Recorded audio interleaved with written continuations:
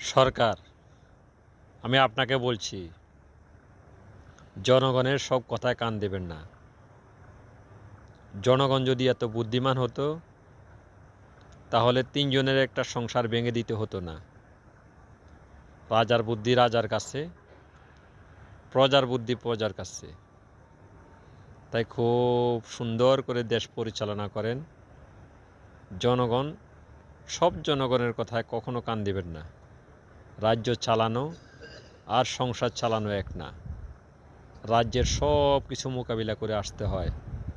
Internationally ব্যাপার আছে এখানে, দেশের উন্নয়নের ব্যাপার আছে এখানে, দেশের বাহিরের ব্যাপার আছে এখানে, দেশের ভিতরে ব্যাপার আছে এখানে।